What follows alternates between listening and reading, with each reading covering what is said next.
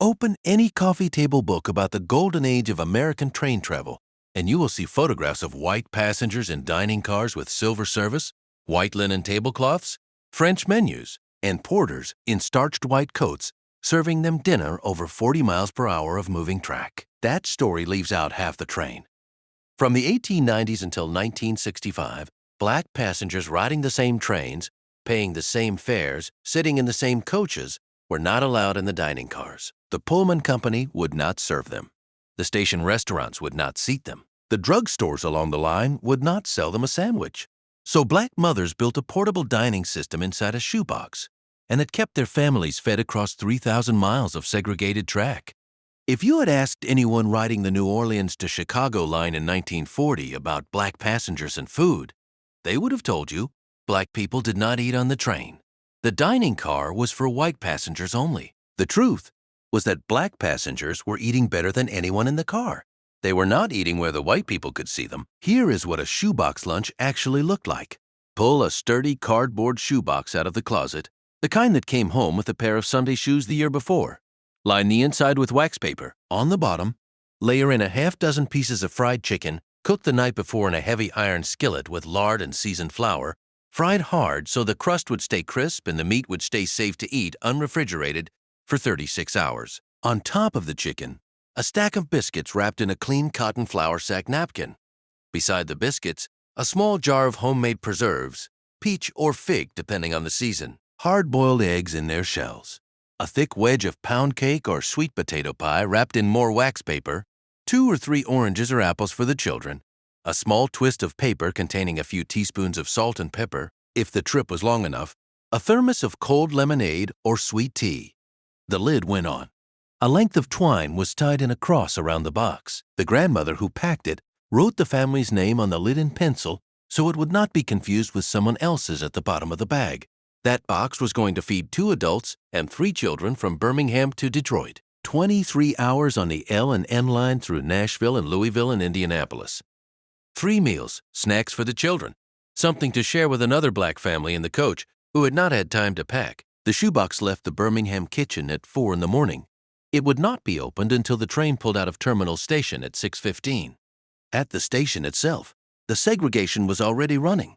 Birmingham Terminal Station had separate waiting rooms, separate ticket windows, separate restrooms, and separate water fountains. The black waiting room was smaller, had fewer benches, and was located closer to the freight tracks. The shoebox sat on the family's lap on the bench or on the floor between their feet. While they waited for the boarding call, the mother had usually packed 2 shoeboxes for a long trip. The second, one held in reserve. Some families packed 3.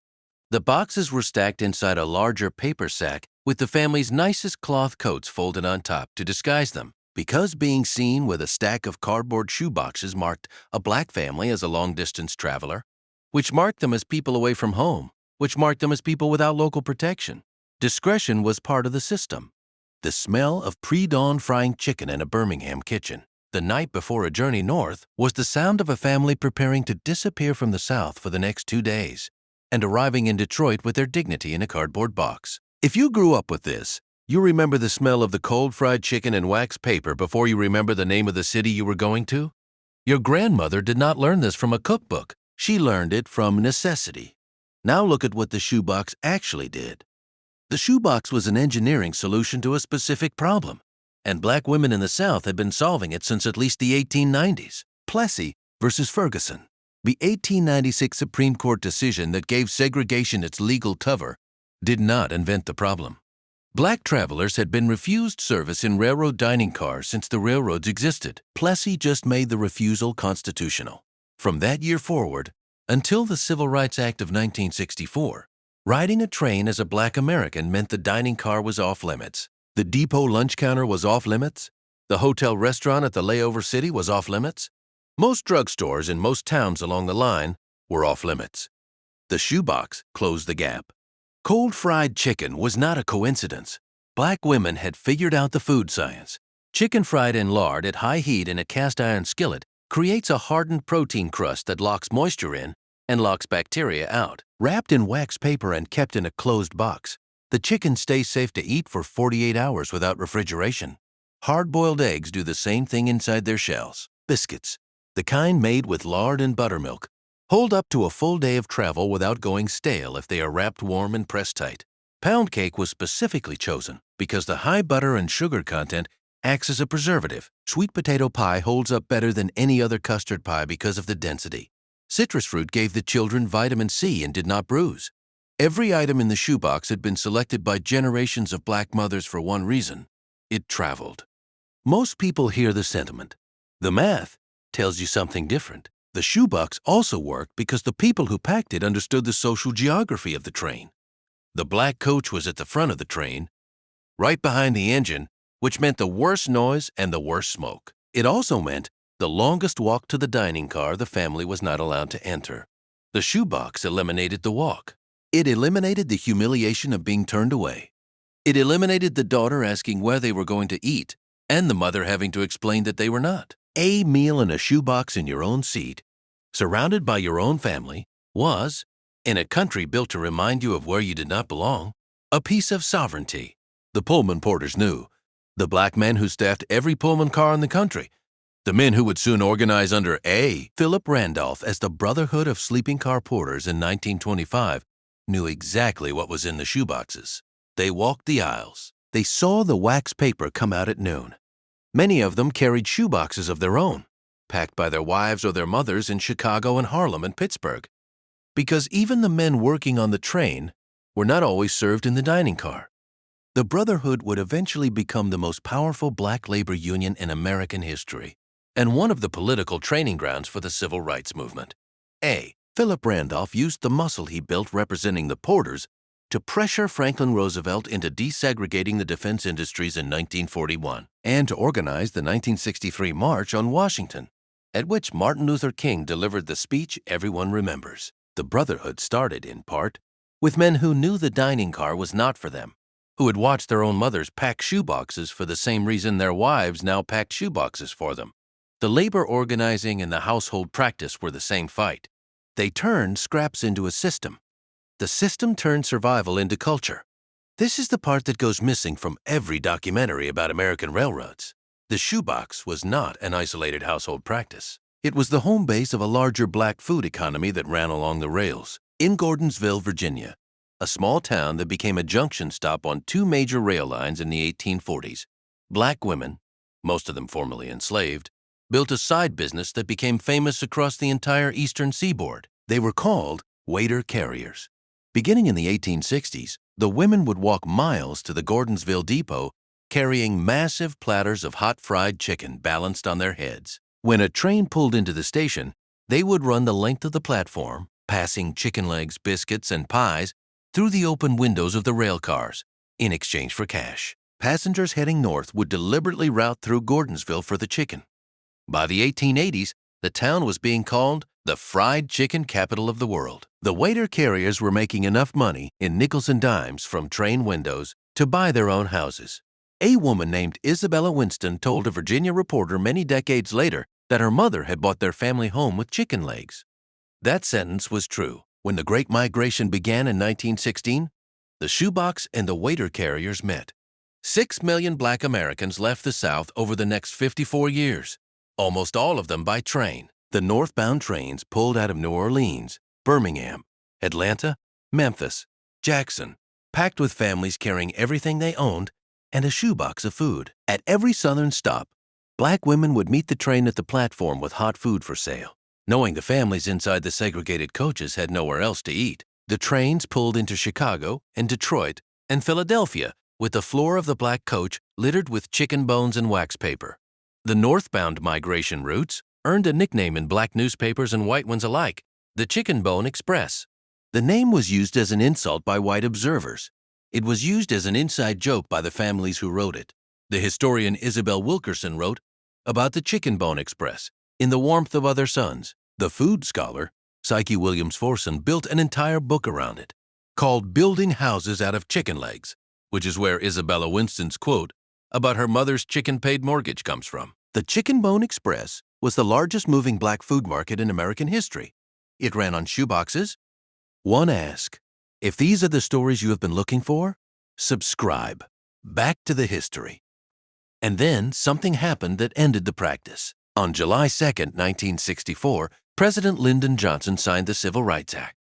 Title II of the Act prohibited segregation in places of public accommodation that included hotels, restaurants, lunch counters, gas stations, and the dining cars of interstate trains. Within months, the Pullman Company and every major American railroad were legally required to seat black passengers in their dining cars and serve them the same meals as white passengers, at the same tables, with the same china. The shoebox should have become a celebrated heirloom. Instead, it became an embarrassment. In the first generation after desegregation, black families who had carried shoeboxes for 3 generations stopped bringing them. The mothers who packed them stopped packing. The grandchildren who would once have inherited the practice grew up in a country where eating on the train meant going to the dining car and ordering off the menu like everybody else. That was the entire point of the Civil Rights Act. The shoebox had been a workaround. The workaround was no longer needed. Except that the workaround was needed for another 20 years in many places. The Civil Rights Act made segregation illegal. It did not make it disappear overnight. Black travelers through the rural South in the late 1960s and early 70s were still being refused service at roadside diners, still being directed to side windows for takeout instead of being seated, still being charged extra, still being told the kitchen was closed. The shoebox stayed in circulation long after it was supposed to be obsolete, packed for trips into counties where the law had changed, but the people had not. Many black grandmothers who lived through that era were the last generation to know how to pack one properly. When they died, the knowledge went with them. But here is what they did with the rest of the story. In the middle of the second half of the 20th century, the shoebox got reframed. White writers and white humorists and white cartoonists who had spent decades writing fried chicken into black caricature picked up the shoebox lunch and added it to the joke. Black travelers eating cold fried chicken out of cardboard boxes on a train became a stereotype in newspapers and on television. The chicken bone, which had been an artifact of survival, became an emblem of supposed black backwardness. The practice was not preserved as ingenious. It was preserved as embarrassing. Many black families, embarrassed by the way their parents and grandparents had been depicted, stopped talking about the shoebox to their own children. They had escaped the segregated dining car. They did not want to be reminded of the years they had been kept out of it. And then the mainstream discovered it, and the erasure began. In the 1970s and 80s, white-run food publications began discovering Southern cooking. James Beard wrote about fried chicken. White restaurant critics began to praise pound cake. Country ham sandwiches showed up on fine dining menus. The cookbooks credited Southern tradition, or country cooking, or grandmother's recipes, without ever naming whose grandmother. The shoebox itself, the entire architecture of portable black travel cuisine, was not credited at all because the shoebox could not be reframed as charming. The shoebox had no white founder. The shoebox had no chef-driven origin story. The shoebox was black women, alone in pre-dawn kitchens, packing food for journeys they should not have had to plan for. So the shoebox quietly disappeared from American food history. Not because it was forgotten by the families who had carried it, but because nobody outside those families had any interest in remembering it. The system was invisible to everyone except the people it fed. Today, a soul food restaurant in Detroit, called Beans and Cornbread, serves a shoebox lunch every February. The owner, Patrick Coleman, said in interviews that he created the menu item after listening to his mother and grandmother describe their own train journeys through the segregated South. A chef in Chicago named Eric Williams collaborated on the project at his restaurant Virtue. The boxes are illustrated with portraits of black trailblazers like Katherine Johnson and Satchel Paige, and they pair the original shoebox menu, fried chicken and biscuits, and pound cake with a short history lesson printed on the lid. Atlantic City, New Jersey has a small life-guarded beach between Missouri and Mississippi avenues that was, throughout the early and mid-20th century, the only beach where black tourists were allowed to sit on the sand. Black families on the boardwalk would buy day passes and bring their own food packed in shoeboxes because the boardwalk restaurants would not serve them. The beach earned a nickname from white observers that the black families eventually claimed as their own. They called it Chicken Bone Beach. There is now a historical marker. There is an annual jazz concert series in its honor. The shoebox is on the marker. In Gordonsville, Virginia, the same town where the waiter carriers once balanced their platters of fried chicken on their heads and ran the length of the platform selling to passengers through the windows, There is now an annual fried chicken festival in their memory, a fried chicken contest, a pie contest, recipes handed down from waiter carriers 150 years ago, made by their descendants. The town of Gordonsville's tourism website mentions the waiter carriers by name. The history that the railroad companies and the white food writers buried is being restored, one local festival at a time, by the communities that never forgot in the first place. This was never about a shoebox. It was always about dignity. The shoebox was a survival technology, an engineering accomplishment, a generational inheritance, and an act of refusal. Black mothers had been told by every public institution in America that they were not welcome at a table, so they brought the table with them in a cardboard box tied with twine, and they served it to their own children on a moving train passing through a country that had locked them out of every restaurant on the line. That is not poverty food. That is sovereignty in a box. And the next time someone tells you Black history is just a story of what was done to Black people, remember the shoebox. It is the story of what Black people did anyway.